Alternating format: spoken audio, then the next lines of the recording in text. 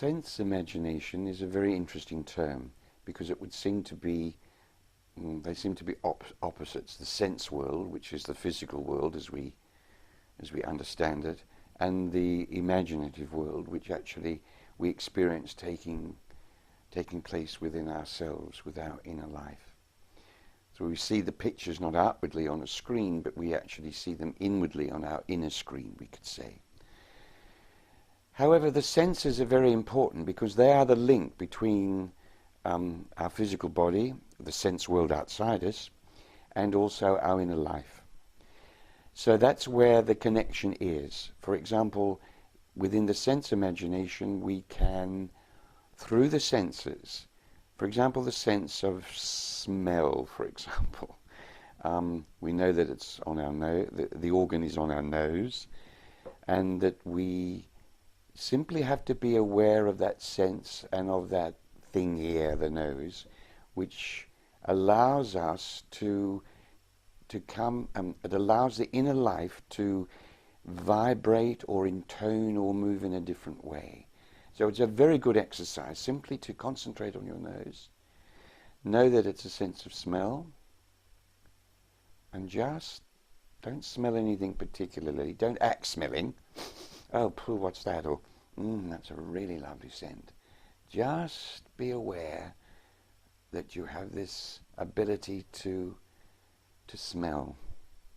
So that is a link now you can see between the inner world and the outer world through the senses. And that allows then the your imaginative capacity to begin to work without imposing anything, without willing anything, and without actually saying, I'm now going to visualize or I'm going to see that. So that's the sense imagination. And we can use that very, very much within creating atmospheres, going through all the different senses, sight with the eyes, hearing with the ears, tasting. And also the sense of touch is terribly important because that's the only sense that's all over our body. All the other senses are actually here. With spatial imagination, it's like pretending, actually. I think for the actor, imagination is like pretending, like when we were kids. Let's pretend something, yes.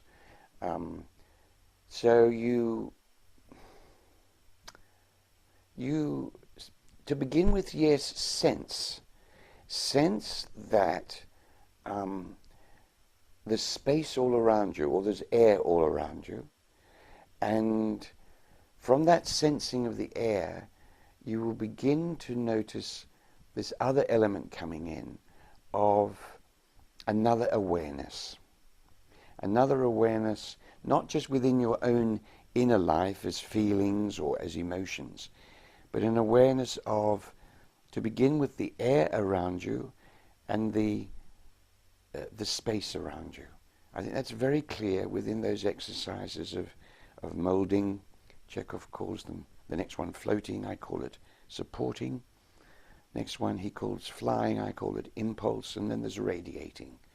So that you actually use the space imaginatively to send your message or your intention into that spatial realm.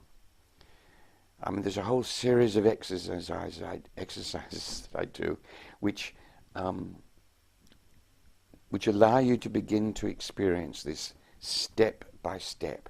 So it's not hit and miss, and it's not vague, but it's really very, very concrete. So I hope, in a way, I've been able to explain as much as I can in a simple interview like this, the differences between the sense imagination, sensing it through the senses, and this other imagination. They're virtually the same thing, really, except there are two doors into it. One is through the senses, and one is through this awareness of the space around you, not only outside you, but the space within you as well. And that space within you as well can really be projected into the space outside you. An example of the space within me would be, you can't think it, for example. You can't think, I'm going to think now of the space within me, or I'm going to feel it, because we're so much within our physical body. Where is the space within me? Within my head, within my solar plexus, within my chest area. So we have to do it step by step, and that technique is spatially, you know, there's an exercise I call the Windtunnel Exercise, which was I got from a dear colleague called Peter Bridgman. And this Windtunnel Exercise allows us to begin to experience the impulses from the outside. So you pretend there's a great wind coming, and that you actually you just respond to it by just fleeing back, or imagine a newspaper in the wind. You're that newspaper, and the wind just takes you, releases a lot of tension in the body. That's an imaginative spatial exercise, because you have to imagine that the wind is coming, and coming from what direction? Yes? Does it come from in front of you and push you back, or does it come from behind you and propel you forward? And it can come from any direction. There's a lot of them. Then, once you begin to do that, being free, going with the impulse, that you turn it around and you resist the wind. What happens then with your inner life? You begin to feel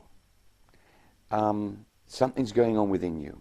A great strength of resistance and pushing out, and the other one, a great sense of release and freedom. And that sense of relief and freedom, you could say, is a spatial imagination within you.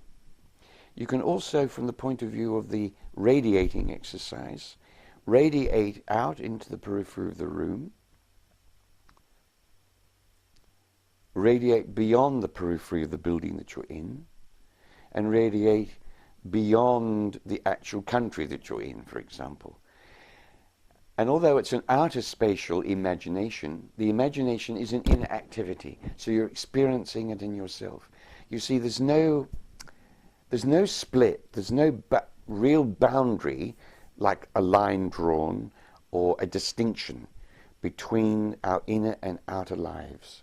It's in fact all the one thing. We're holistic beings.